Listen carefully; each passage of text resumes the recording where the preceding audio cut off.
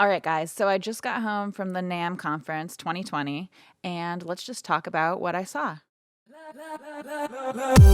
All right, so it's Tuesday now. My video is supposed to come out on Wednesday, so I'm going to try to edit this really quickly before I have to go to a gig later. So I figured what I would do is just show you guys a few of the product highlights that I saw this year, and so that'll be this video. And then next week's video, I will talk more about the talks that I went to, because that's going to take a lot more editing on my behalf, and I did spend more time at the talks this year. It's like every year I seem to spend more and more time at the talks and less time on the actual product floor. I'll just kind of hit up certain spots on the product floor, like the pro audio recording stuff mostly, and then I tend to move on to the talks pretty quickly. So yeah, more detail on the talks that I went to will be coming next week, I believe.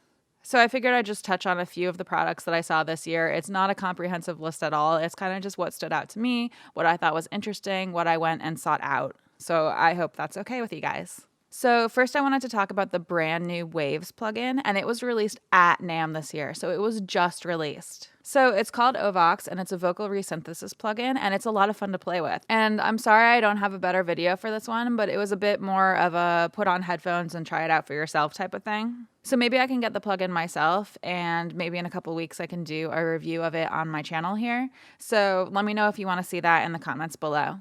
But anyway, basically, the plugin not only does vocoding, it also does pitch correction, doubling, automatic harmonization, and chord building from a single vocal source. So according to Waves, it's a vocal-controlled synth and vocal effects processor. So they say you can, quote, create a limitless palette of vocal morphing, tuning, harmonizing, vocoder, and talkbox effects, and beyond. So you can get it as a plugin or a standalone app, and it has some great features like a built-in EQ and an automatic note mapper, and it also has a built-in 8-voice synth with dual resolution synth engines. It has a sequencer with 9 customizable LFOs, and it has 6 modulatable effects that you can use. So panning, chorus, compression, delay, distortion, and reverb. It's really a ton of fun to play with, and I love how, if I'm remembering correctly from what I learned at NAMM, it sounds like the plugin processes vocals in a fairly unique way. So it breaks your voice down into several different types of components, so things like pitch and dynamics, I believe, and then it adjusts based on what you're doing with the plugin, and then it resynthesizes. So it's pretty cool. So I'll put a link to that in the description below, and it's really a fun plugin, and I do recommend checking it out. All right, and so the next thing I wanted to talk about or show you guys is the Aston Microphones booth. So basically, I went to this booth for a specific reason. So someone about a week before NAMM showed me one of their microphones, one of the Aston microphones. Aston microphones. So they mentioned these to me, and I went and looked it up online, and I was looking at photos of their microphones, right, as one does. And I was scrolling down, and I saw some of the photos of one of their microphones, at least, had the grill was actually on a curve. So it looked like someone had bent the actual grill to make it curved instead of like a straight cylinder. And so I thought that was interesting, and I was wondering why that is. Is that part of the design? Is there a function to that? And I was just really curious about whether or not that actually was on purpose, whether it affects the actual design. And so I went to their booth out of curiosity to actually ask them about this. So they do address this a little bit in the video. I hope this isn't a spoiler. Basically, it's just a byproduct of how they designed it, which they'll talk about a little bit in this video. So it doesn't actually serve a purpose. It doesn't affect the sound. It's not some new exciting way to adjust the sound of your microphone, but it's still a pretty cool microphone, and I still thought it was interesting. So I wanted to share this video with you guys. I'm Paul from Aston Microphones, and I'm just going to give you a couple of points on the Aston Sphere. This microphone's a multi-pattern condenser, large diaphragm, and a couple of little tips that not many people know. The wave spring at the top was an idea that came from building suspension over in Japan, which you may realise that in certain circumstances can be used, obviously much larger. Now some people wonder why you can do things like this with it. You may see I can knock it out of shape, okay? The good thing is, when it gets knocked out of shape, you roll your hands on it, it rolls back into shape. Now, one of the main reasons for most microphones having a cage on the top is the actual Faraday cage, which basically deals with RF issues, radio frequency issues. This little baby also does the same. When we put this on there, that was the biggest challenge. Would it act as a Faraday cage? And it does. So that is the wave spring on an Aston Spirit. Cool. And when you hit it, yeah, you don't have to worry about that damaging the mic? No. The capsule's got a suspension on it. Okay. If anyone would like to search the web and check out videos of Aston Microphones, you'll see there's quite a few people trying to destroy these. We've had people hit them with bars, people smash them with guitars, we've had people set fire to them. Oh my gosh. And they are kind of indestructible. That's cool. I've got nothing really hard to hit it on, so if you just point the camera down. Sure. That's I know terrifying. it's very painful. Yeah. That's a solid steel tube.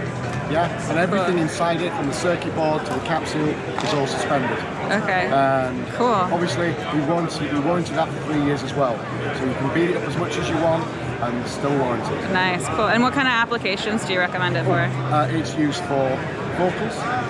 It's very diverse in the vocal front, so whether it's female, male vocals or anything you can throw at it.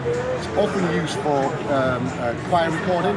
It's used for drum overheads. A lot of percussion work has been done with it. We've got bands like Blackstone Cherry using it on their percussion sets. So it's very diverse, can be used in multiple applications. Awesome. Cool. We'll check it out. Thank you. Thank you. Okay, and so the next thing that I wanted to check out while at NAMM that I also want to show you is the Townsend Sphere. And so you've probably heard of Townsend Labs before, so I'm not going to go into too much detail about it. And the video is pretty self-explanatory, but you know, I spent like 15 minutes talking to this guy about the actual microphone and their plugin and how it works before actually shooting the video. I just think it's really interesting. I think it's a great learning tool, and so I wanted to share it with you guys. Yeah, hey guys, hi gals, Julian here with Townsend Labs. We're here with the Sphere L22 microphone modeling system. It's a fantastic solution for anybody who wants to, you know, really get into microphones. It consists of the L22, this beautiful mic right here. It's a dual channel, high precision FET condenser microphone. Great sounding microphone on its own right, but what's really special is we're taking the front and the rear of the capsule and bring that out individually into your recording system, where we have a plugin that takes that information to model, at the moment, 30 stunning sounding, you know, iconic microphones, kind of all the microphones that you know from, you know, countless classic records, and we're able to fully reproduce the full 360-degree response of those microphones, including their transient response, including off-axis characteristics, including harmonics, and really kind of give you that classic sound of those microphones. And what's cool is that in the plugin, we're able to do that either while you're tracking and you're monitoring through the plugin, or you can also change it all after the fact. So you're essentially recording a raw signal, and then you're able to go in and, you know, very quickly change the microphone model. You know, all the classics are in there. We're able to change the polar pattern to whichever pattern either sounds best or gives you, you know, the best rejection for certain applications. Let's say, you know, you're recording a singer-songwriter who's singing and playing acoustic guitar at the same time. I can go in, you know, change it to figure of 8. Or then if it's just, you know, a guitar track, I could have it in cardioid or whatever I, you know, choose to do. We also have high-pass filters in there just to give you a great sound right off the bat. You can play with the axis control here, which is basically as if you had rotated the microphone while you're tracking. And you know, very uniquely, you can control how the microphone model responds to proximity as well. So if you have a recording and maybe, you know, you had the microphone positioned a little bit, you know, too close to the source, and you're getting a little bit too much of that lower mid-range boominess, you can dial back the proximity effect and get a more balanced recording. The plugin is available for all major DAWs, so we support AAX, AU, and VST as a native plugin, but we also support the Apollo and Arrow platform by Universal Audio, so you can run it as a UAD plugin in your console and get that guaranteed real-time performance with the Apollo workflow. Also, of course, we now support Luna as well, and we support Pro Tools HDX systems running with an AAX DSP plugin, so you get the guaranteed low latency performance in Pro Tools as well. There's some really cool stuff that you can do there if you want to dive deeper. For instance, I can switch it to dual view, and now I can continuously blend in a second virtual microphone, you know, without having to worry about positioning, without having to waste any time with setup or anything like that. I can really get the best of both worlds. Let's say I want, for instance, the kind of lower mid-range warmth of a ribbon microphone, but I also want to add the top end sparkle of a C12. I can do just that, and it's all there right at your fingertips. I can do some cool stuff like dialing back the proximity, enabling off-axis correction, and now I can get more ideal polar patterns. So generally, like, I think that Sphere is a really great educational tool for anybody that wants to spend time with microphones.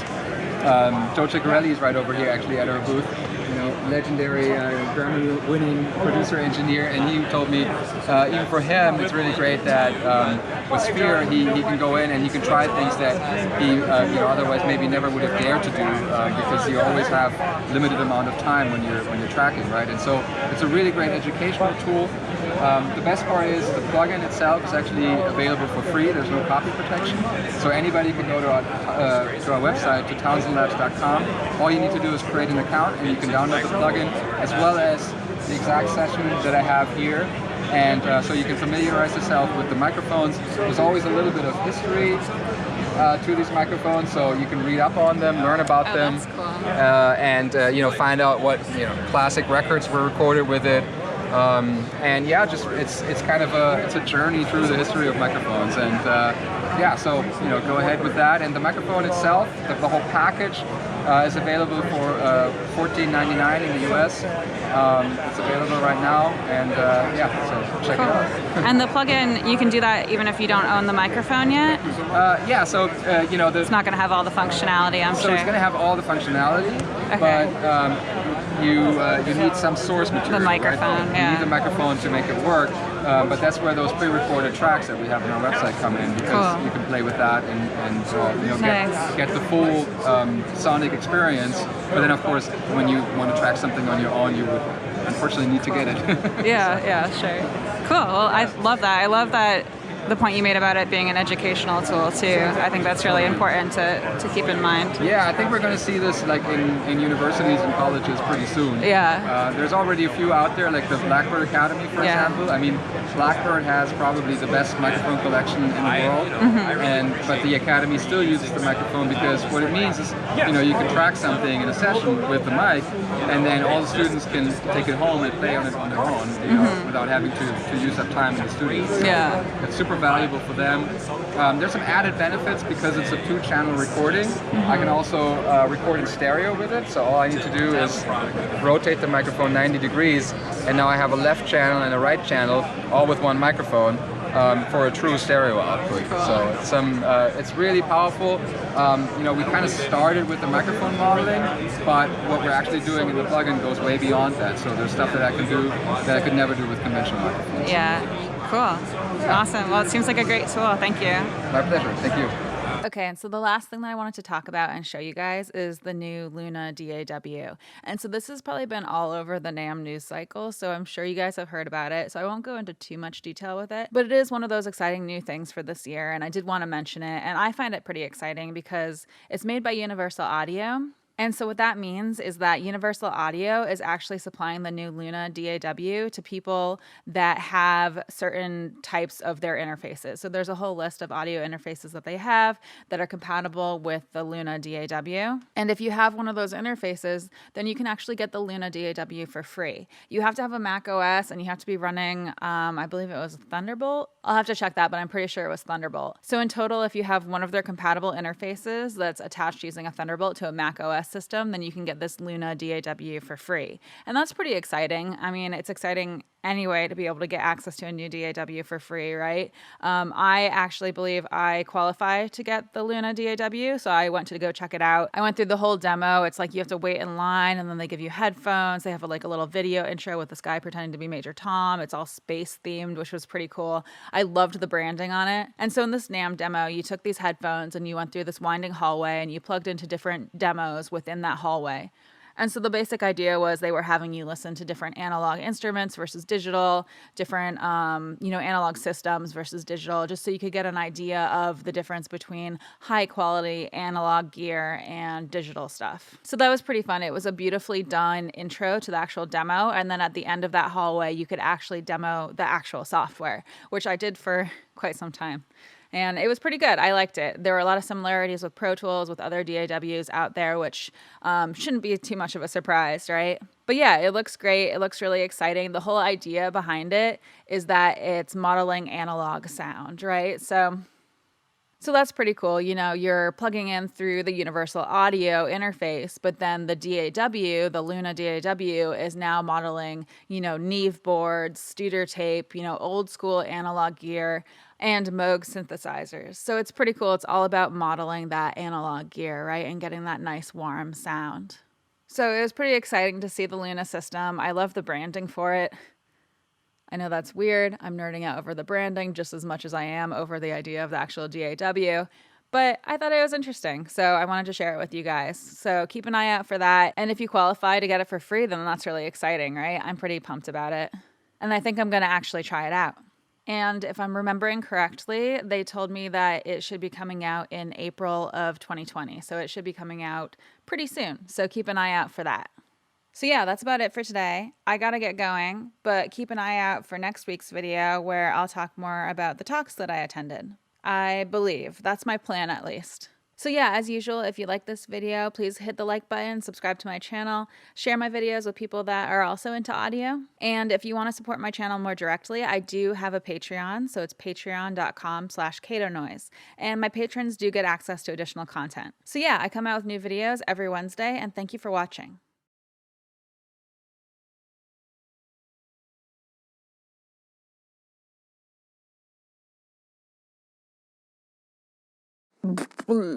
Okay. Whoa, that's the door!